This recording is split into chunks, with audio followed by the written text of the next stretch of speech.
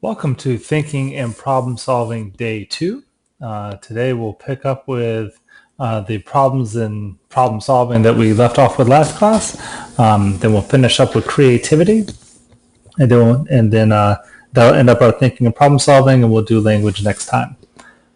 All right, so last time we left off with confirmation bias and how that can lead us astray in making decisions.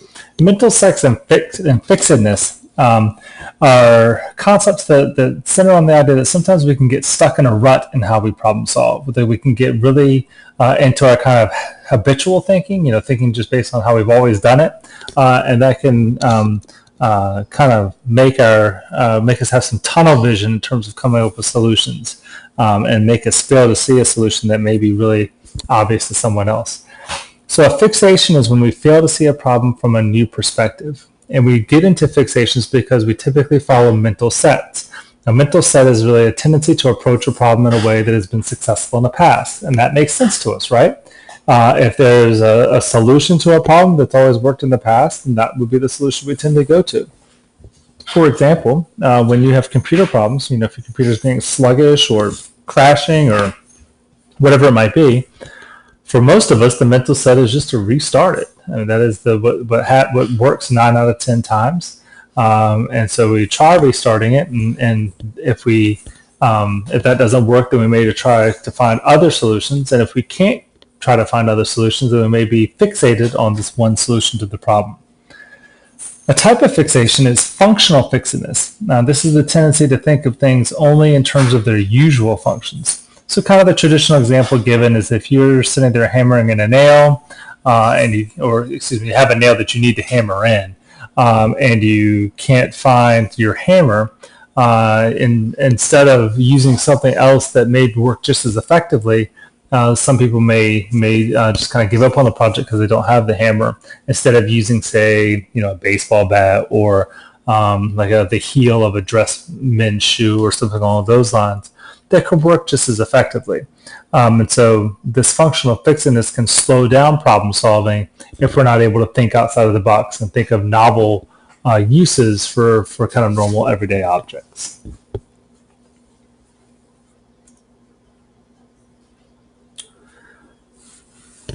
Beliefs can also lead us astray, kind of our pre-existing beliefs. And one example of this is overconfidence. And one of the things that researchers have found is that as humans, we are typically just overconfident about most of our abilities. And so we tend to be more confident than correct. If you give people a survey of a variety of topics, most people rate themselves as above average at most things. And that just can't be true.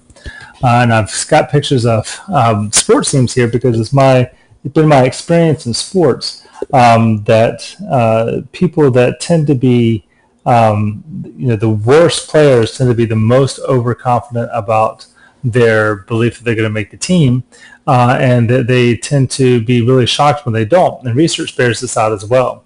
That overconfidence is typically seen the most in novices because they really don't understand the topic well enough to know exactly how much they don't know. Whereas the more you get into something and the more you become an expert, the overconfidence actually lessens a little bit, partly because your skill level is actually going up. And so it might be going up to actually reach your level of confidence, but also partly because you don't have these overblown ideas about exactly how good you may be. A second idea in beliefs and how it can affect behaviors is with belief perseverance. And this is when, even in the face of mounting evidence, we still cling to one's initial conceptions, even after they've been discredited. And you see this in politics all the time, both on the left and the right. Both sides tend to have very set beliefs based on their ideology. Republicans believe in one set of solutions, Democrats believe in another set of solutions. And both of them tend to hold on to those solutions, even when there's been pretty clear evidence presented that a different way, maybe presented by the other side, is working better. And because for politicians, it's difficult to admit that they've been wrong. It's difficult to admit that the ideas that they were proposing weren't necessarily the best ideas.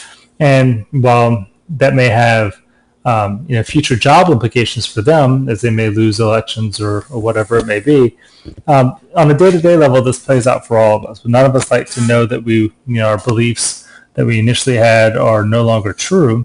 And so we tend to hold on to those for a little while, even after they've been proven untrue to us.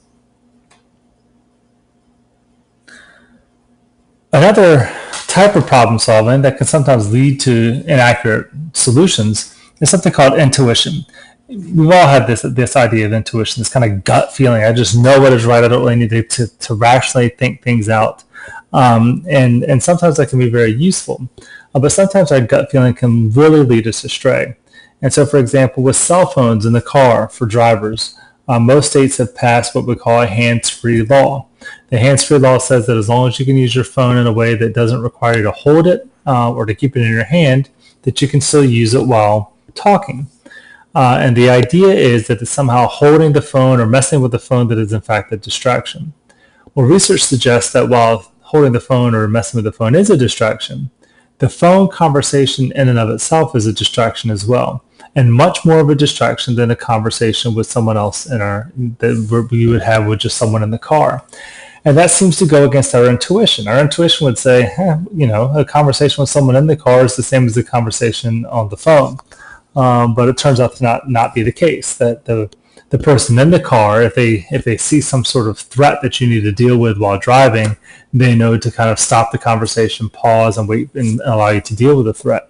Whereas someone on the phone has no idea that there may be a threatening situation that you're dealing with, and they just keep on blabbing away, totally oblivious to what you're going through at the moment as a driver. So again, our intuition kind of leads us astray with that. Intuition also leads us astray as students about how we should study.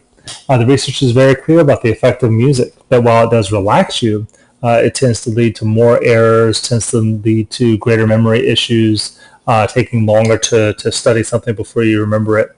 And so that kind of goes against our gut feeling about how we feel in the moment when we're listening to the music. That most of us confuse that feeling of relaxation with actually studying better, when in fact we don't. The final concept with problem solving is the idea of framing. And framing is simply the way an issue is presented. The way an issue is presented can often skew our view one way or the other. This happens in both politics and advertising all the time. My favorite example here is Krispy Kreme donuts, which no one would accuse of being really nutritious for you. But nevertheless, they even decide to include on their packaging that they have 0 grams of trans fat to present themselves as, I guess, not that unhealthy, and framing it that way. So even food that we know is really bad for us, really just junk food, even sometimes tries to frame the issue as if that they're not that bad of a food, in this case not having any trans fats. All right, the last idea that we need to discuss with thinking and problem solving is the idea of creativity and this ability to produce novel and valuable ideas. And I think that second point is something to always keep in mind. A lot of people can produce new ideas, but they also need to be valuable either to yourself or to society or whatever it might be. And what researchers have found, there are 5 basic factors that can influence the extent to which someone is or is not creative. And one is that we tend to find creativity amongst the experts. And that just makes sense. These are people that already know the field. They know what's worked in the past, what hasn't worked, and they have the ability to really come up with more novel, appropriate solutions to a problem. This kind of goes hand in hand with creativity, and that is imaginative thinking skills. They can avoid those mental sets and functional fixedness that we've talked about before. They can think outside the box. They can think of new uses for ordinary products or items that are just around them at that time. Creative people typically tend to be more comfortable with risk and failure. They're comfortable with the idea that whatever they're doing may not work.